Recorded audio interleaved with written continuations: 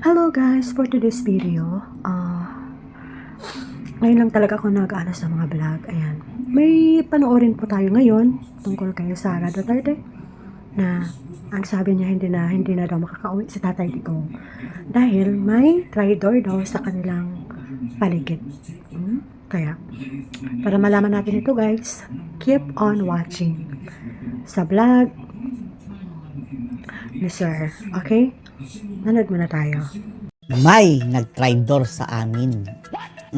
Yan talaga ang sinabi ni VP Inday Sara Duterte, mga kababayan. At yan daw ang dahilan kung bakit ura-uradang naipatapon si PRRD doon sa ICC. At malamang sa malamang, mga kababayan, ang ahas sa ito ay nandyan lang sa maliit na circle ng mga Duterte, mga kababayan.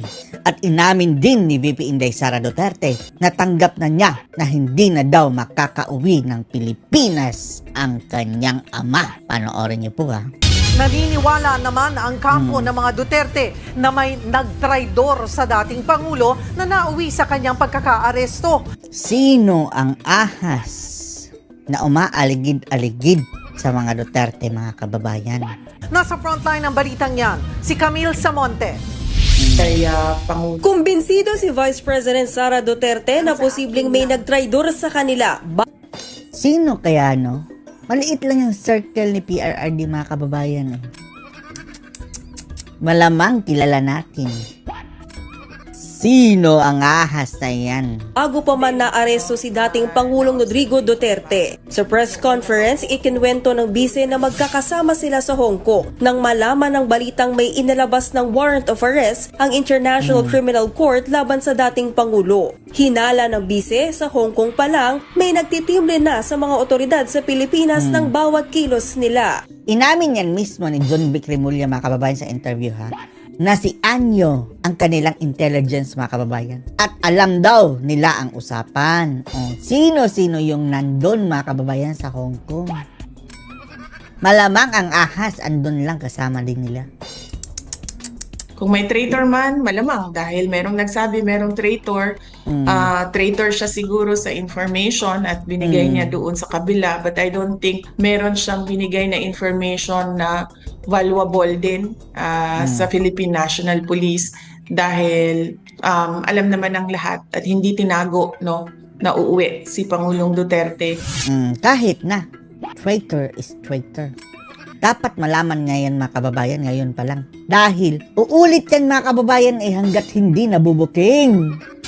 Ayon pa sa bise, mismong si dating Pangulong Duterte ang nagdesisyong agahan ng kanyang flight pa uwi ng Pilipinas kahit na may arrest warrant na.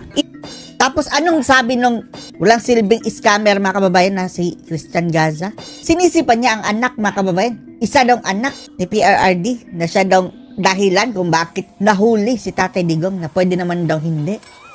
Inakala raw kasi ng dating Pangulo na dadalhin muna siya sa korte kapag isilbi ang warrant. Yan naman talaga dapat, dadalhin ka sa korte. Pero hindi nga ito ang nangyari. Nang ilipad na ang Kinidnap.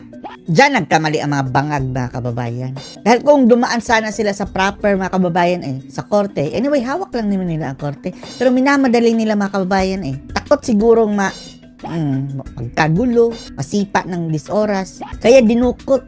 Diyan sila nagkamali dahil magagamit yan doon sa ICC. Nga pa Netherlands, agad daw naghanap ng abogado si VP Sara. Kaya siya mismo ang pumili sa British-Israeli lawyer na si Nicholas Kaufman Nicholas ang pangalan, kagaya ni Nicholas Torre. para maging lead counsel ni Duterte. Ako ang pumili, ako ang nagsabi kay President Duterte, kay Nicholas Kaufman. Kung palpak man, si Nicholas Kaufman, ko po ang mananagot sa taong bayan. Sa ngayon, may mga kinakausap pang karagdagang dayuhang abogado si VP Sara pero hindi na raw niya papangalanan ang mga ito.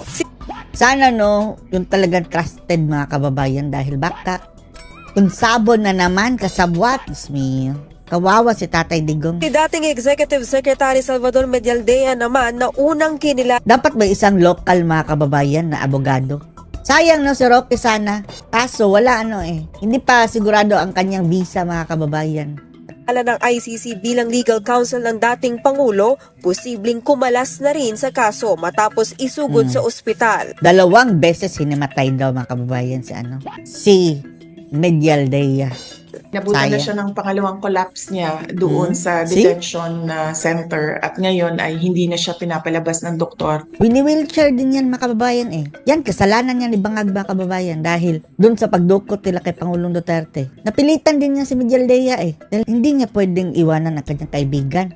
Pinusasan pa nga niya ni Torre. Sa hospital. Kaya malamang ang magiging desisyon din niya ay mag-withdraw dahil kailangan niya tutukan ang kanyang kalusugan. Sa ngayon, nananatili pa rin sa dahig ang Vice Presidente. May return ticket na raw siya sa Abril, pero hindi pa tiyak kung kailan siya eksaktong makakauwi sa Pilipinas. Nilinaw rin ni VP Sara na tuloy ang trabaho niya kahit nasa abroad siya. Sino yan? Sino to? Si Robin Hood. Nagpunta ba ng Hong Kong si Robin Hood? Sana nga lang ha, hindi ito ang ahas sa sinasabi ni VP Sara, hindi naman siguro. Ang problema dito kay Robin Ib, nagpupunta-punta sa Malacanang, nagpa-party-party kasama si Admiral. Hindi naman siguro si Robin ang tinutukoy, no? Sana nga hindi. Pero Robin, wag ka nang pumunta sa Malacanang. Grabe, 2 beses sa ito nagpunta mga kababayan sa party sa Malacanang nung Christmas. Kasama si Kukubid Pimentel. Diyan ka na lang, Robin. Wag ka nang lumapit-lapit sa mga demonyong iyon dahil baka maalok ka o you want some na.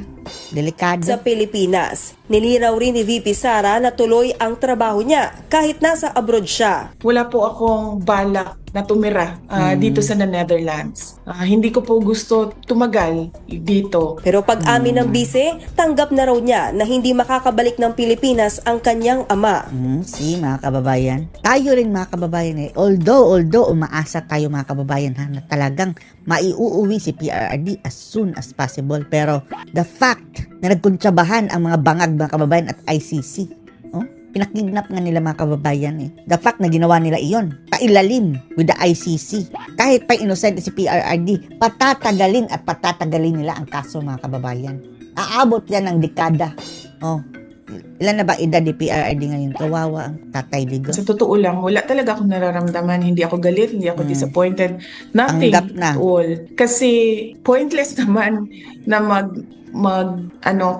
mag-harbor ako ng feelings about what happened. Yan naman talaga ang sinasadya nila mga kababayan. Saktan si Sara.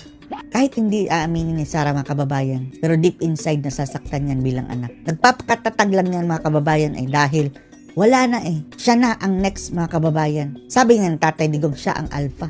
Hindi na siya Kailangan niya maibabalik. magpakatatag. Hindi na Hindi siya na mababalik si Pangulong Duterte sa Pilipinas. Pinasalamatan Sana nga hindi. naman ni VP Sara sa Senator Amy Marcos sa Huwag kang magpasalamat dyan. Ginagamit lang yan para sa kanyang kampanya, Sara. paglunsad ng pagdinig sa Senado. Sabihin namin, anong papapala natin dyan mga kababayan? Wala naman. Nakulong ba ang mga iyan?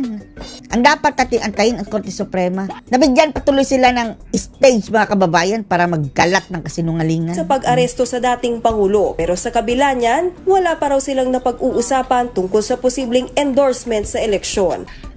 We already lost a former president. Nawala na si PRRD sa atin.